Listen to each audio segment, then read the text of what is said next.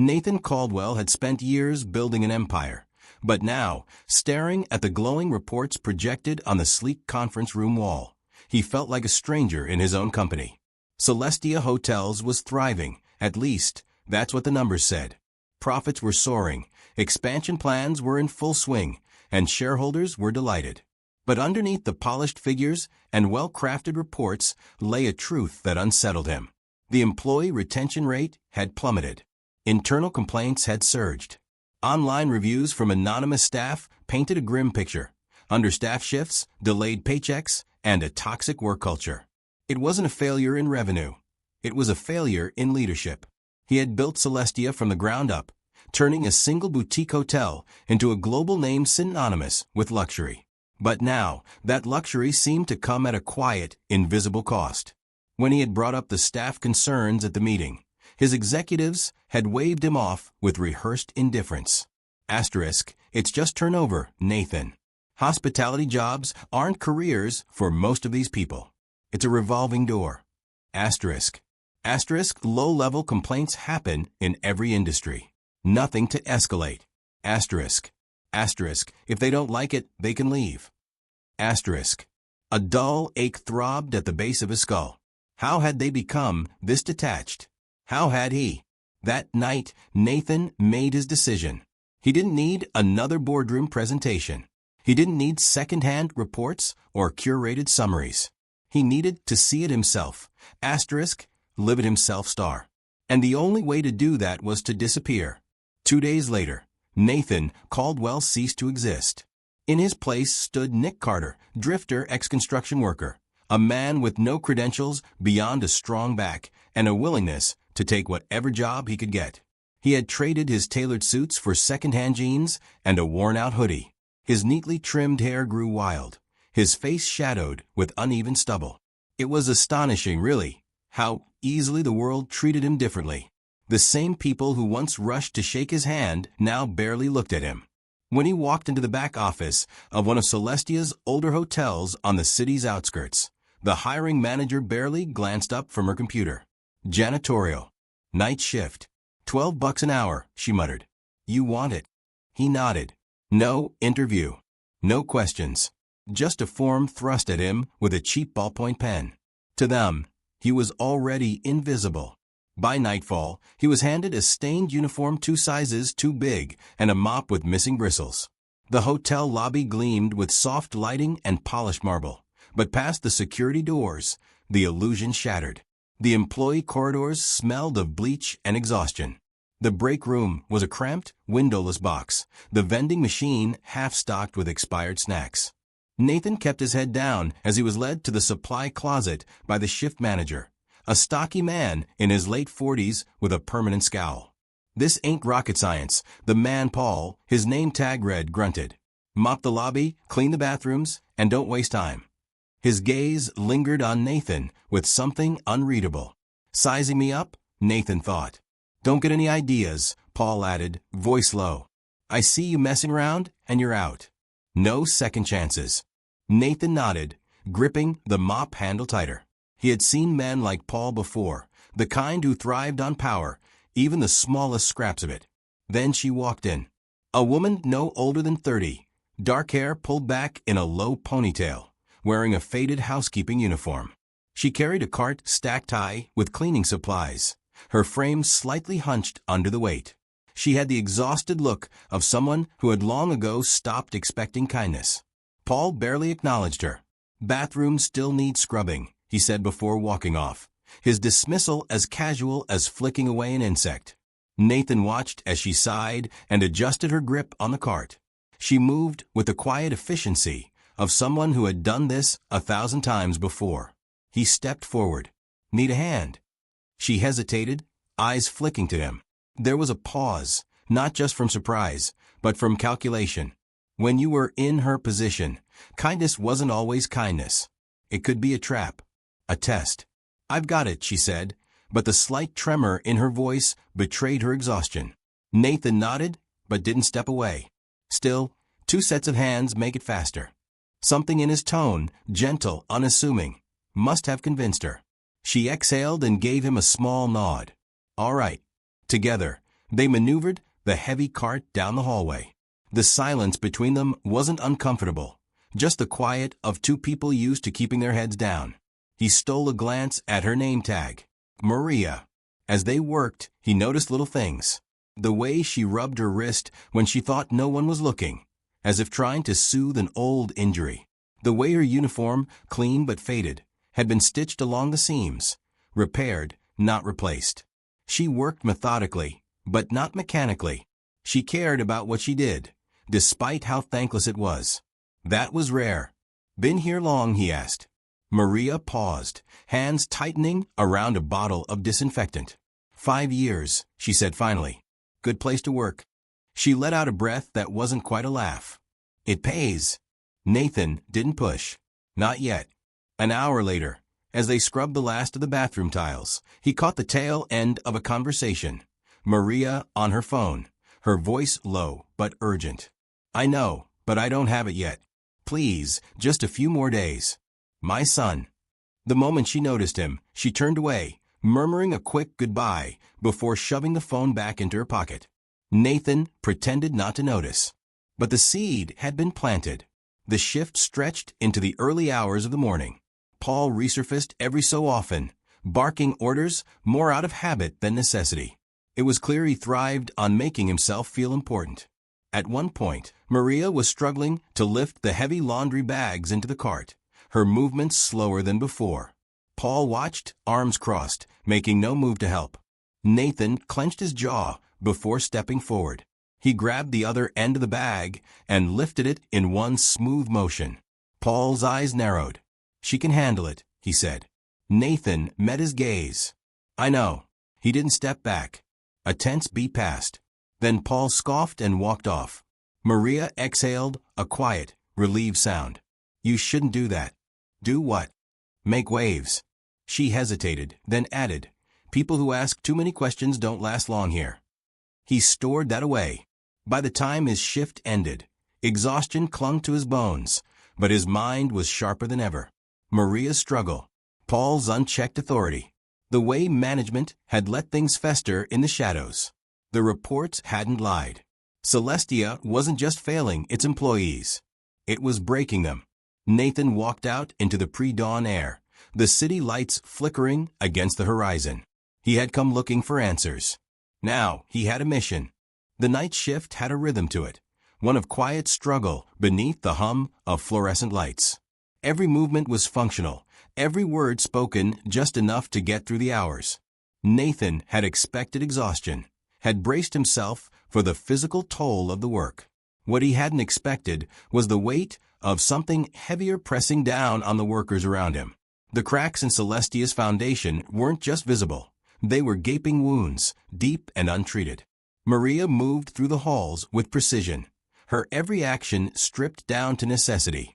She worked without wasting motion, folding sheets with military efficiency, scrubbing floors as though she could erase the years of wear with sheer force.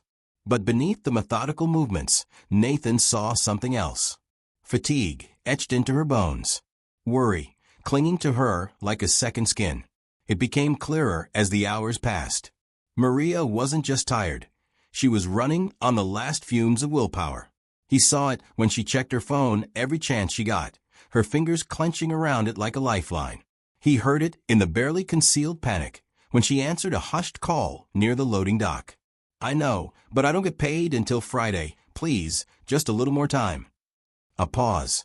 Nathan lingered by the supply closet, pretending to sort through a bundle of tattered rags. My son, poor favor. He needs a medicine now. Then silence. A long, empty quiet.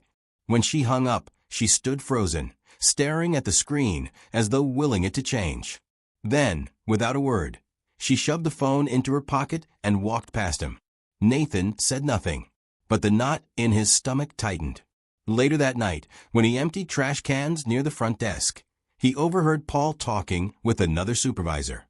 She's still here, the other man asked, leaning against the counter with a smirk. Paul shrugged. What choice does she have? Surprised she hasn't walked out. She can't walk out. Paul's voice carried a smugness that turned Nathan's stomach.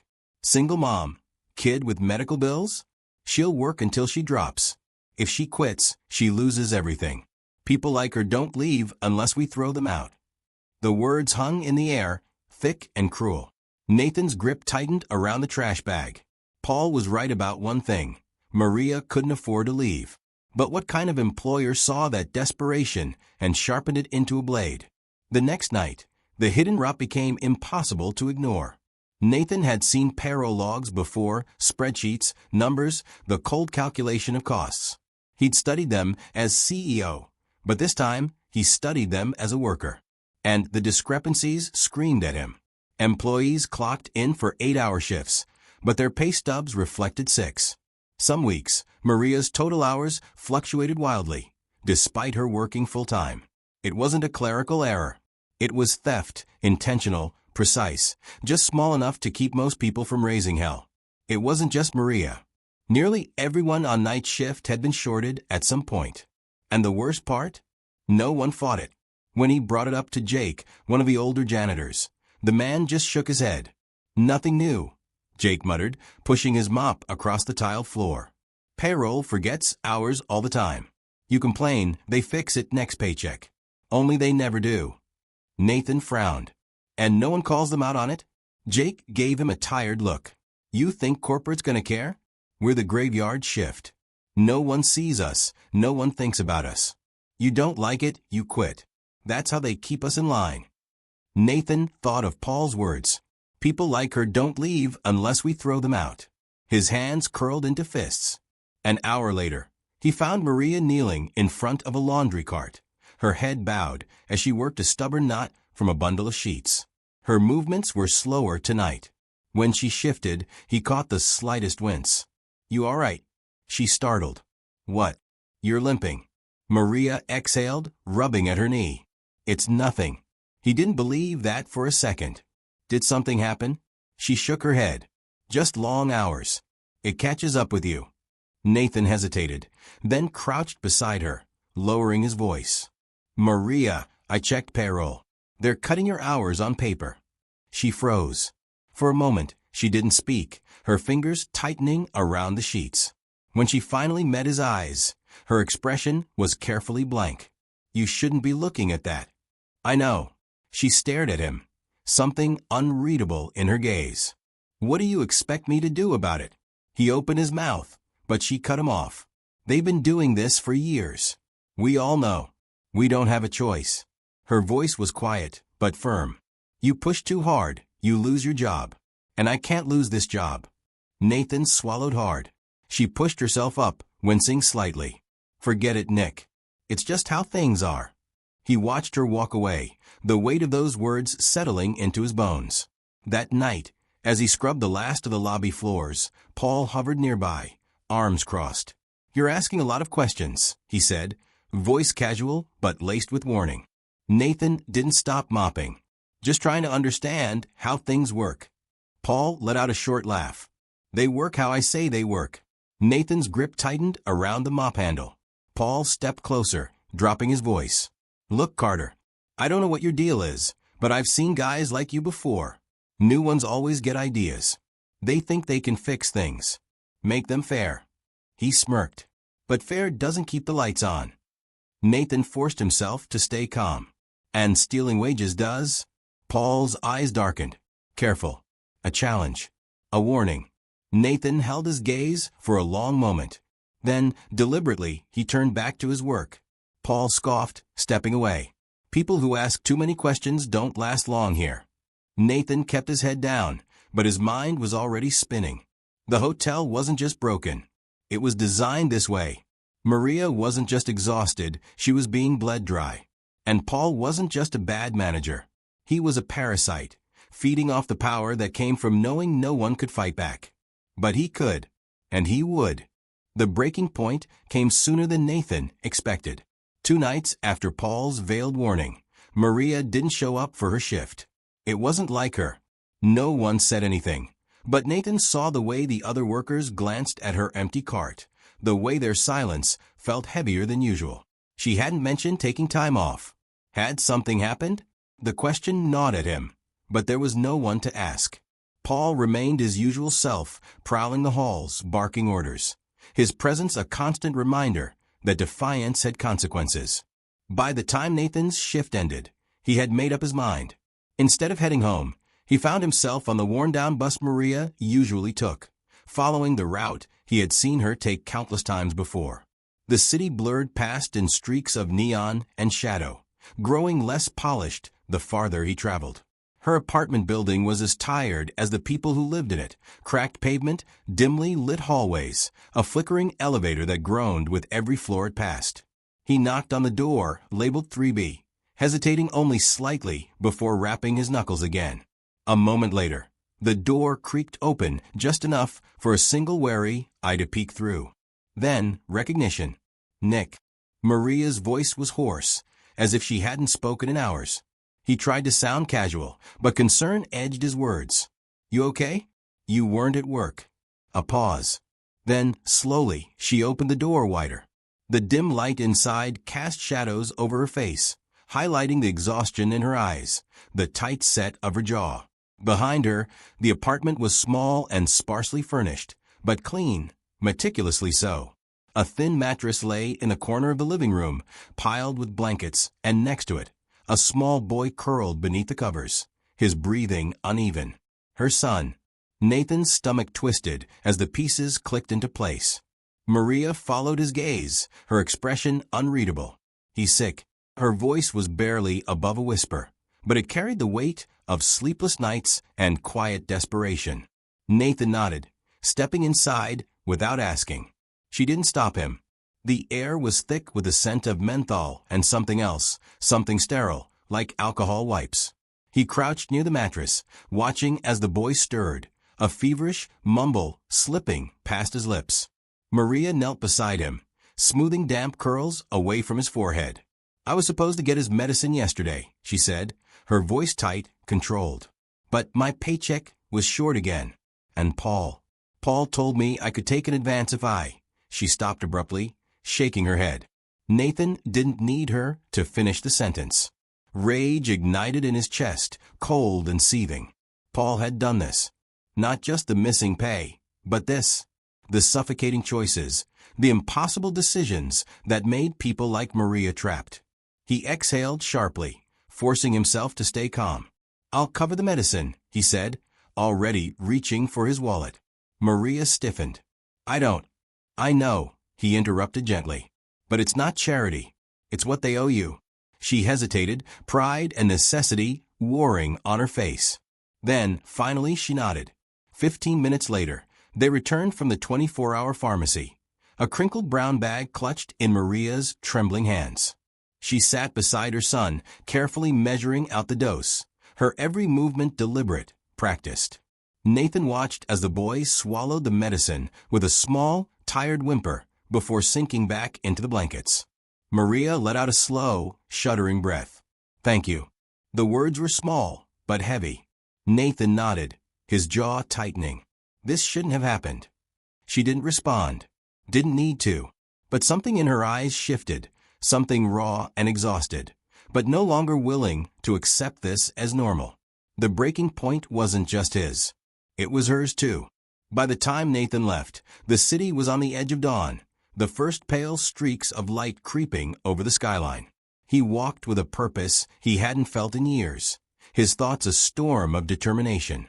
Paul had made one fatal mistake. He had underestimated the people he thought were powerless. Nathan stepped onto the hotel's marble floors with a new kind of resolve. The night shift had always existed in the periphery, unseen and unconsidered, but now he saw it for what it truly was, a machine that ran on stolen labor, powered by people who had no choice but to endure. Not anymore. Paul was waiting for him near the maintenance office, arms crossed, a smug smile playing at the corner of his lips. "Heard you've been busy," he said, voice low. "Sticking your nose where it doesn't belong." Nathan met his gaze without flinching. "Funny. I was about to say the same to you." Paul's smirk faltered for half a second before he scoffed. "Look, Carter, I don't know what game you think you're playing, but let me give you some advice. People like Maria, they'll take and take and take until there's nothing left. You think she's the first sob story I've seen." He shook his head, chuckling. They all come crying about missing hours, medical bills, rent. It's not my fault they can't keep up. Nathan's fingers curled into fists. People like you shouldn't be in charge, he said evenly. Paul laughed outright at that. And what exactly do you plan to do about it? Nathan tilted his head. You'll see. Before Paul could respond, a voice crackled over the intercom, summoning him to the manager's office. His expression darkened, but he straightened his tie and strode away, tossing a parting glare over his shoulder. Nathan exhaled, forcing himself to remain composed. The real reckoning was only minutes away. Upstairs, the boardroom was filled with executives, all primed for what they believed to be a routine morning check-in. That changed the moment Nathan stepped inside, no longer in his janitor's uniform, but in the crisp, commanding attire of his rightful role. The room fell silent. Paul was already seated, but when he saw Nathan, his face drained of color. Nathan took his place at the head of the table, resting his hands on the polished wood. "Good morning," he said, voice calm but firm. "I'd like to begin today's meeting with an announcement." He let the moment stretch, scanning the faces around him. Some looked confused, others wary. Then he dropped the facade. "For the past 2 weeks, I've been working the night shift. Incognito." He glanced at Paul, watching the panic flicker in his eyes. "I've seen firsthand what happens in the shadows of this company. The stolen wages, the intimidation, the abuse of power." Murmurs rippled through the room. Paul tried to recover, forcing a weak chuckle. "Sir, with all due respect, you've been listening to the help too much. They exaggerate." Nathan cut him off. "Payroll records don't exaggerate." He slid a folder across the table, filled with undeniable evidence. Paper trails of missing hours, manipulated paychecks, and complaints that had mysteriously disappeared. Neither do security cameras, or testimonies from nearly every employee on night shift. Paul's face twisted, his usual confidence crumbling. "This is a joke," he spat. "You're going to take their word over mine?" Nathan leaned forward, his voice deadly quiet. "Yes." Silence. Paul sputtered, grasping for control. "I was following standard practice." "No. You were exploiting people. And as of this moment, you're fired." A strangled sound escaped Paul's throat. "You can't do this." Nathan arched a brow. "I own this company. I can do whatever I damn well please." Security stepped into the room. Paul started to protest, but the look on Nathan's face silenced him. He was dragged from the boardroom, his shouts growing distant. Nathan turned back to the executives. "This company was built on hospitality, not greed. That changes today." One by one, heads nodded. The reckoning had come, but redemption was still ahead. That evening, as the sun dipped behind the skyline, Nathan returned to the night shift, not as an undercover worker, but as himself. Maria was back, moving carefully but with a quiet strength. When she saw him, she hesitated. "I heard what happened," she said. Nathan nodded. "It won't happen again." She studied him for a long moment, then exhaled. "Thank you." For the first time, her voice wasn't weighed down by exhaustion. Nathan offered a small smile. "It's just the beginning." And for once, the future looked different. Better.